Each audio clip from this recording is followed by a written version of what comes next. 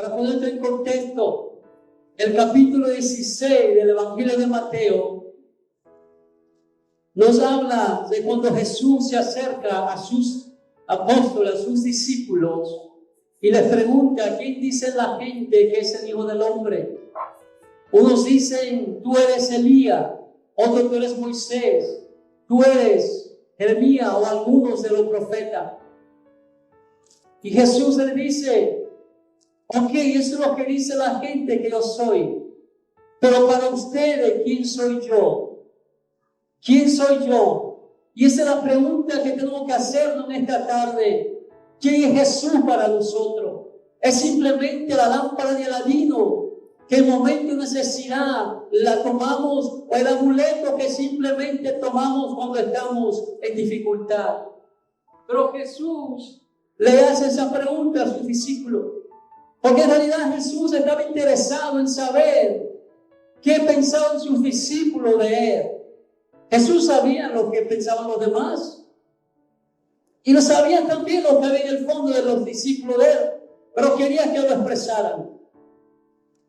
Y Pedro le contesta: tú eres el Cristo, el ungido, tú eres el Cristo, el Hijo del Dios viviente.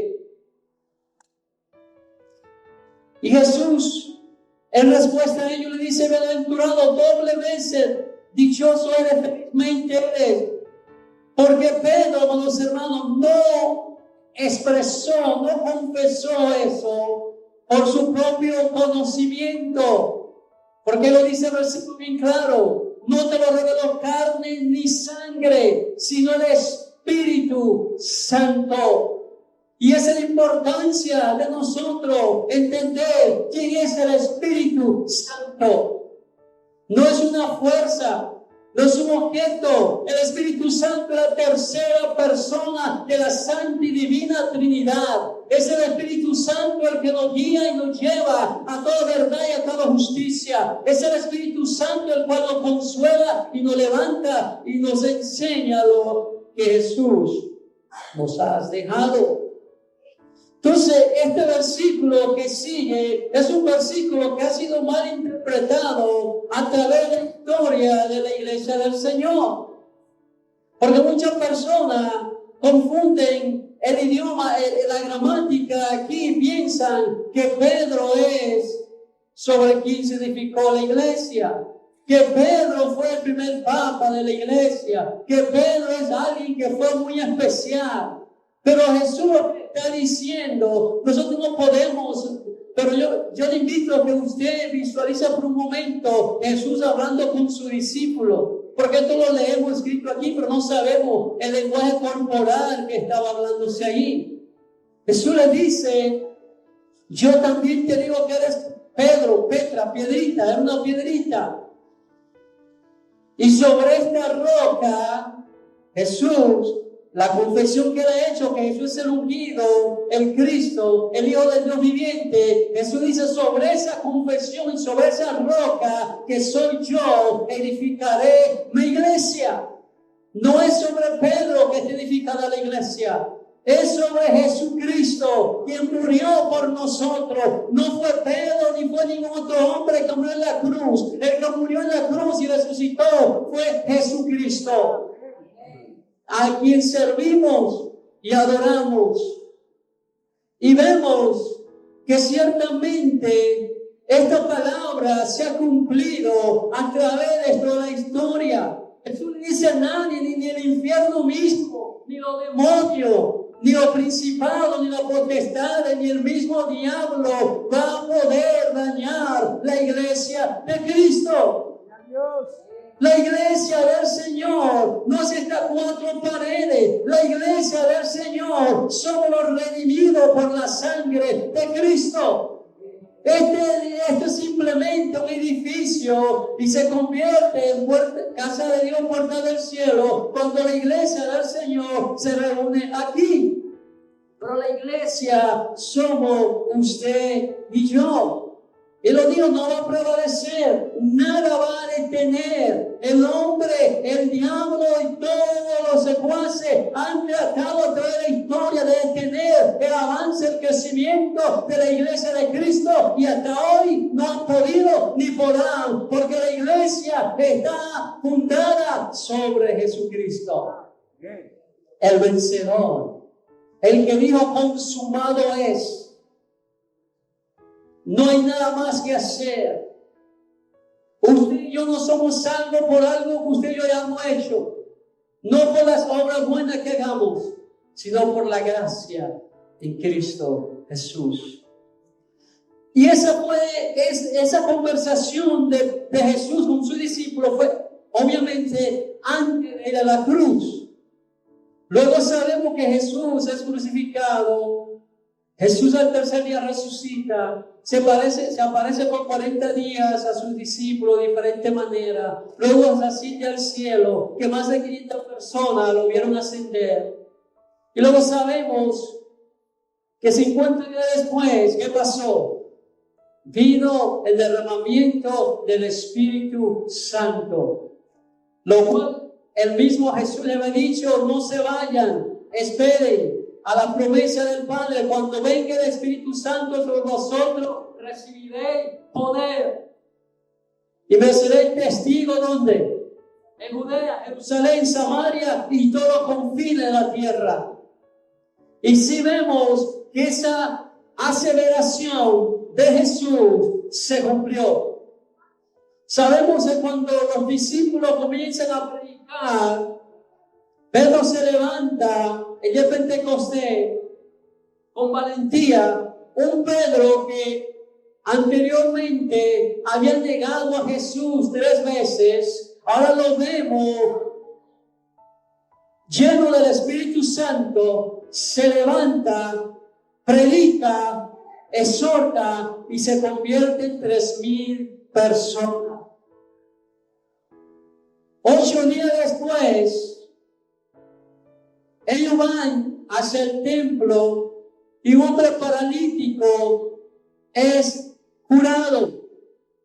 Ellos son llevados ante el Sanedrín, ante la crema de la crema, para ser amenazados de que no predicasen más en el nombre de Jesús. Y vaya conmigo al libro de los Hechos, y volvemos a los Hechos, capítulo 5, versículo 34 y 39. De versículo 34 al 39, escuche lo que dice. Entonces, levantándose en el concilio, un fariseo llamado Gamaliel, doctor de la ley, venerado de todo el pueblo, mandó que se sacasen fuera por un momento a los apóstoles. Y luego dijo: varones israelitas, mirad por vosotros lo que vais a hacer respecto a estos hombres. Porque antes de estos días se levantó Teudas, diciendo que era alguien. A este se unió un número como de 400 hombres. Pero él fue muerto, y todos los que le obedecían fueron dispersados y reducidos a nada. Después de este, se levantó Judas, el Galileo, en los días del censo, y llevó en pos de sí a muchos pueblos. Pareció también él, y todos los que le obedecían fueron dispersados. Ahora os digo: apartaos de estos hombres y dejadlos, porque si este consejo, escuche esto, si este consejo o esta obra es de los hombres, se desvanecerá. Mas si es de Dios, no la podéis destruir. No seáis tal vez hallados luchando contra Dios. Nadie podrá destruir la iglesia del Señor, pero tampoco nadie podrá destruir una obra que el Señor ha levantado. Tampoco nadie puede destruir el propósito de Dios en tu vida. Porque Dios tiene un propósito con cada persona. Y ese propósito se va a cumplir sobre todas las cosas. No importa quién se levante, no importa quién se oponga, no importa que haya enfermedad, venga tribulación, vengan pruebas, vengan dificultades. El propósito de Dios en tu vida se cumplirá. Porque así lo ha determinado. Y cuando ese propósito se cumple, entonces ya cuando tú cumplas tu propósito, cumplas tu misión en la tierra, cuando te ve porque ya tu propósito y tu misión ha terminado. Pero mientras tú estés en desarrollo de ese propósito de Dios, nadie, escuche bien, nadie podrá detener lo que Dios está haciendo y vas a hacer en tu vida. Nadie.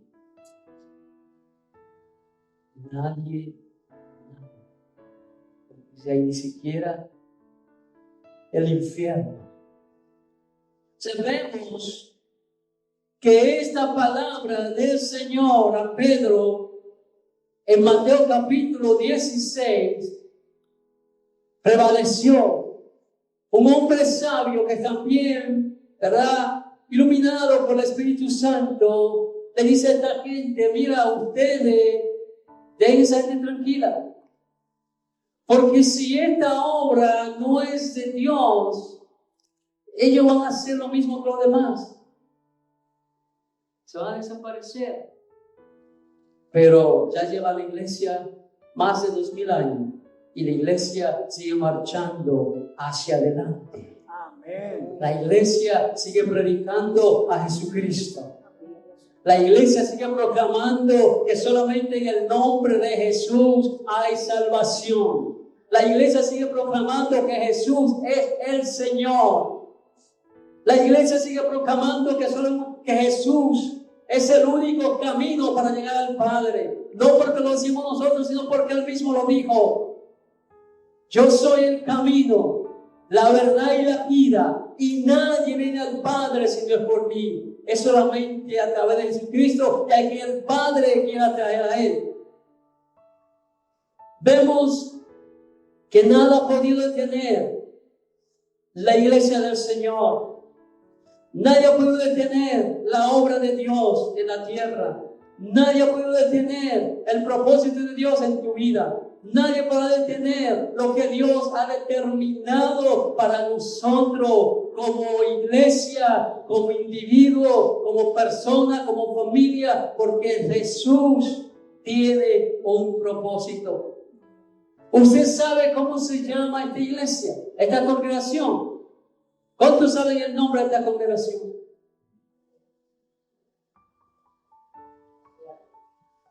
¿Cómo se llama esta congregación, hermano? Victoria en Jesús. Porque en Jesús solamente hay victoria. Y como esta iglesia, ¿verdad?, ha creído, se ha fundamentado en la promesa del Señor, entiende y seguimos diciendo que hay victoria en Jesús. El tiempo que llevamos aquí nos da testimonio de que hay victoria en Cristo. Usted dirá, bueno, ¿de dónde sale ese nombre? ¿De dónde sale ese nombre, victoria en Jesús? Eso no fue por invento. Mire de dónde sale el nombre de esta congregación. Vaya conmigo a la primera carta del apóstol Pablo a los Corintios, que es un versículo que los que son miembros de este lugar saben que es el versículo nuestro. Primera Corintios capítulo 15 versículo 57, pero voy a leer desde el 55. Esto es Pablo hablando de Jesús, de la resurrección de Jesús. Pablo hablando de la victoria que Jesús obtuvo sobre la muerte. Dice así: ¿dónde está, muerte, tu aguijón? ¿Dónde, oh sepulcro, tu victoria?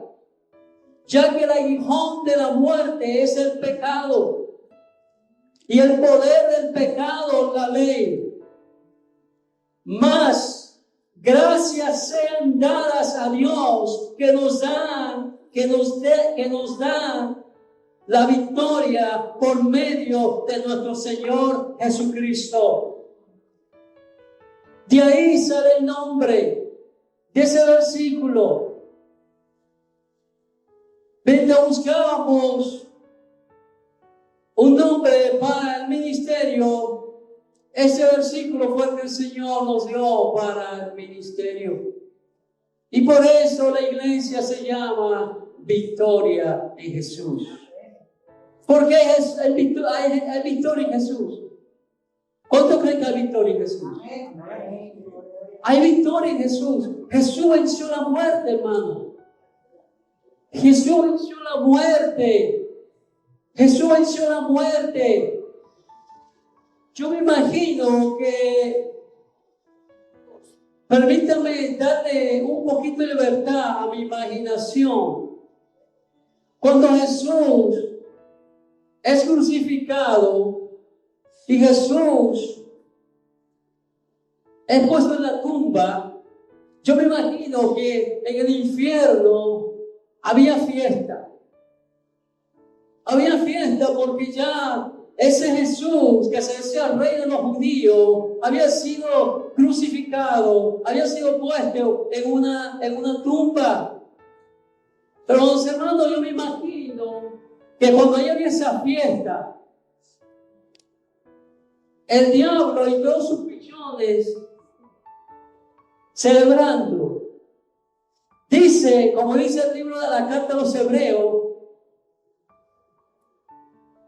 vénse que hay una fiesta. Y todo usted bulla, escándalo, y entra una persona por ahí que usted piensa que es importante. ¿Qué pasa? Un silencio. Yo me imagino que cuando ellos miraron a Jesús, porque dice que Jesús ascendió allá a lo profundo a predicar el evangelio. Cuando lo miraron, permítame seguir usando la imaginación. Dice, la llave es un símbolo, para no es llave literal, pero vamos a imaginar lo que es una llave. Yo veo que el diablo está sentado en su trono con la llave. Y cuando viene ese personaje,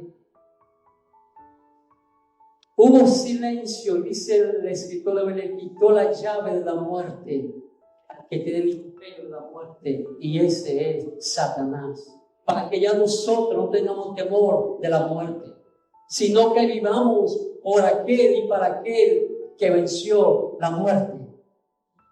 Y eso es lo que nosotros estamos llamados a hacer.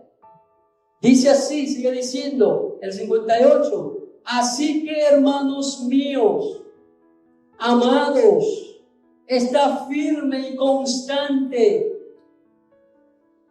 creciendo en la obra del Señor siempre, sabiendo que vuestro trabajo en el Señor no es en vano. Amados hermanos, nosotros sabemos que el trabajo del enemigo es destruir la obra de Dios. Desde el momento que usted vino a Cristo, usted pensó que las cosas se iban a arreglar, se iban a poner mejor, pero se da cuenta que es una lucha de dos fuerzas en usted. Algo que quiere hacer lo que es de Dios y otro que quiere hacer lo que no es de Dios. Cuando usted vino a Cristo, usted entró en guerra contra el diablo, como dice el Efesios. No tenemos lucha contra carne ni sangre, sino contra principados, potestades, gobernadores de las regiones celestiales. Sea una guerra. Y aquí nos dice que no importa lo que pase, no importa los dardos que nos tire el enemigo, no importa las tribulaciones por las cuales pasemos, no importa las circunstancias, los problemas, las aflicciones, las enfermedades, nosotros tenemos que seguir, permanecer firme y constante, agarrando nuestra posición de soldado, firme para Cristo, sin desmayar, siguiendo hacia adelante como soldado de Cristo, no dejándonos intimidar por las artimañas del enemigo, no dejándonos intimidar por los problemas, las tribulaciones, las enfermedades. Está firme, o sea, que sigamos adelante mirando a Cristo, porque ya Él obtuvo la victoria para nosotros. Nosotros no estamos caminando para obtener victoria. Nosotros estamos caminando desde el punto que ya tuvimos la victoria en Cristo Jesús. Porque Él tuvo la victoria. Él tuvo la victoria para usted y para mí. Sigamos trabajando. Sigamos siendo instrumentos útiles en la mano del Señor. No nos desanimemos. Los días son malos, hay momentos difíciles, hay situaciones que nos tumban, nos quieren tumbar, pero los hermanos tenemos y debemos que seguir firme, constante. La persona inconstante, dice el apóstol Santiago, como las olas del mar, doble ánimo. Nosotros tenemos que ser un solo ánimo, creyendo y afirmándonos en la fortaleza del Señor, fortalecidos y arraigados en Él, fortalecidos en el poder de su fuerza. No queramos vivir la vida cristiana con nuestra propia fuerza, porque esto no es con fuerza humana, esto no es con ejército, esto es con el Espíritu Santo de Dios, porque nosotros somos seres emocionales. Y a veces queremos servir a Dios y vivir nuestra vida cristiana desde los sentimientos. Hoy siento, voy a hacerlo. Mañana no siento, no voy a hacer nada. Usted se ha dicho alguna vez, ay, yo no siento ni siquiera orar. Claro, pero usted ¿qué tiene que hacer? Sacar fuerza donde no hay, orar. No siento leer la Biblia. Tiene que sacar fuerza donde no hay, leer la Biblia. ¿Por qué tú no por sentir? Otro dice, no, si yo no veo. Amado, el Señor nunca dijo el que viera, Él dijo el que creyera. Él nunca dijo el que sintiera, Él dijo el que creyera. Porque los sentimientos nos engañan. Si vamos a vivir una vida cristiana basada en sentimiento, amados hermanos, vamos a ser las personas más miserables. Porque no todo el tiempo nos sentimos del mismo ánimo. No todo el tiempo nos sentimos con fuerza.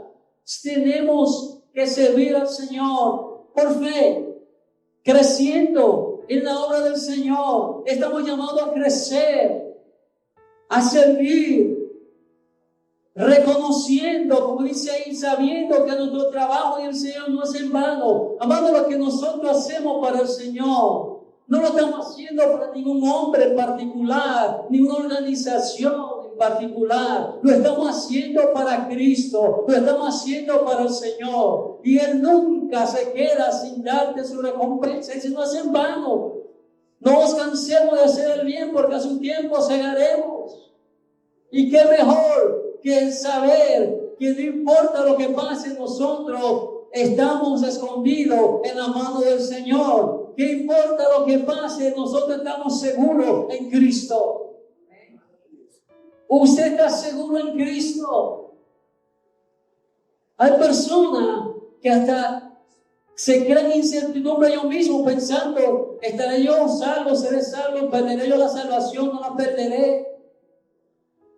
Amados hermanos, ¿quién te salvó a ti? ¿Te salvaste tú o te salvó Cristo? Fue Cristo, ¿verdad? Si Cristo fue quien te salvó, la salvación se inicia desde Cristo. La salvación inicia a Dios, la preserva a Dios y la culminará a Dios. Jesús dijo, un mandamiento tengo de mi Padre, que ninguno de los que Él me dio se pierda y que lo resucite en el día postreros. Y aún dice más, nadie lo arrebatará ni de mi mano ni de la mano del Padre. Entonces tenemos que estar seguros, tenemos que estar confiados que nuestra salvación fue Cristo que la dio. Romanos capítulo 8, un pasaje que todos sabemos, ¿verdad? Que dice que ni la muerte, ni la vida, ni lo alto, ni lo bajo, ni lo profundo, ni principado, ni potestades, ni lo presente, ni lo futuro, ni lo porvenir, no podrá separar del amor de Dios en Cristo Jesús, Señor nuestro. Si nadie lo puede separar, hermano. Usted está seguro en Cristo. Ese es el verdadero seguro que tenemos. No pensemos que lo que hacemos no está siendo notado por el Señor. No pensemos que lo que estamos haciendo está pasando desapercibido. El Señor nos llama a trabajar en su obra, a crecer en el conocimiento de Él. Y sabemos que ya la victoria la tuvimos a través de Cristo. Por eso dice más, gracias sean dadas a Dios. Y esta tarde damos gracias a Dios, porque a pesar de todas las tribulaciones, a pesar de todas las pruebas, a pesar de todas las cosas que hemos pasado a nivel personal, familiar, congregacional, como usted lo quiera llamar, aquí todavía estamos en pie, porque así le ha placido a Cristo. Amén. Y nadie puede arrebatar lo que Cristo está haciendo.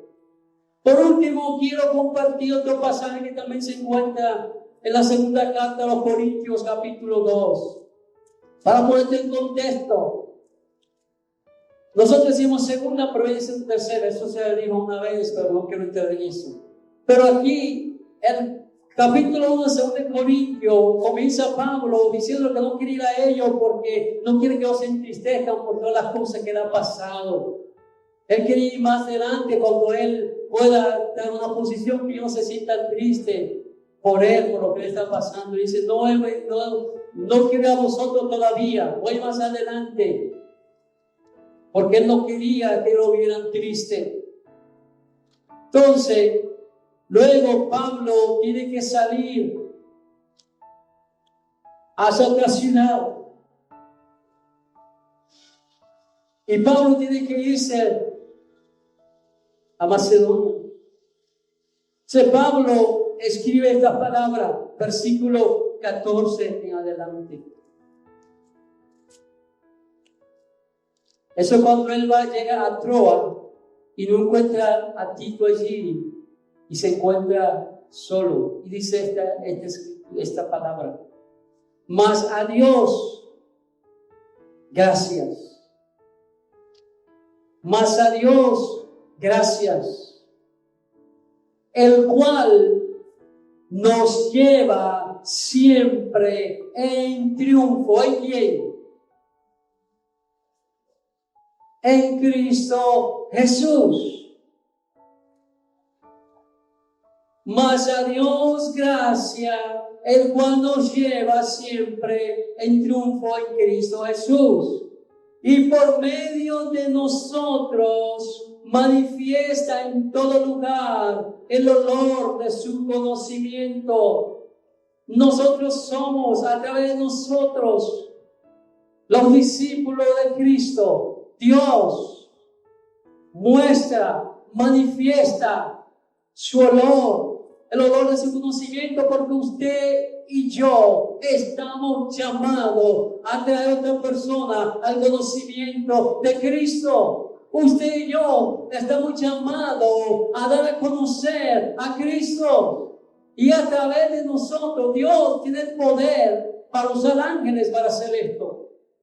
Pero Dios no le puso eso.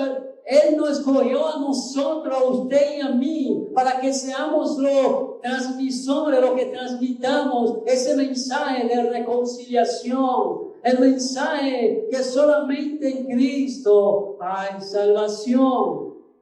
Es a través de nosotros que Dios manifiesta el conocimiento de Él. Porque para Dios somos grato olor de Cristo. ¡Qué privilegio! ¿Usted escuchó lo que dice este versículo? Se lo voy a repetir, lo voy a leer calmadamente. Porque para Dios somos grato olor de Cristo. Usted y yo para Dios somos perfume. ¡Qué privilegio! Eso es algo que nos debe llenar de gozo y de alegría. Eso es algo que nos debe hacer sentir privilegiado. Y ese sentimiento debe llevar a servir a Cristo con más pasión, más fervor y más entrega, con diligencia, con toda diligencia, como está hablando el último domingo, con toda diligencia. Y no permitiendo que las circunstancias de la vida nos desvíen de ese propósito. Porque para Dios somos grato olor de Cristo en los que se salvan. Nosotros, ¿verdad? Nos amamos, entendemos lo que Cristo ha hecho, procuramos manifestar el amor de Cristo, procuramos la unidad, la paz, el vínculo familiar. Pero escuche lo que dice: en los que se salvan y los que se pierden, a esto ciertamente olor de muerte para muerte, y aquello olor de vida para vida. Cuando una persona, usted como cristiano, persona que ha conocido a Cristo y vive para Cristo y tiene intimidad con Cristo, usted no se ha visto la circunstancia de que hay personas que a usted lo miran mal, hablan mal de usted, porque cuando el Espíritu de Dios que está en uno, ¿verdad?, hace contacto con el Espíritu de una persona que tiene a Cristo, ese Espíritu que esa persona se enoja y se molesta. Porque la gracia de Cristo está sobre sus hijos. Las personas rechazan a los cristianos, y no es porque no quiero saber de usted, hermano. Es que lo que está en usted le da convicción a ellos de que ellos no están haciendo las cosas como deben hacer. Porque para eso vino el Espíritu Santo, para convencer al mundo de qué, de pecado, de maldad y de juicio. Entonces, cuando un cristiano llega, no un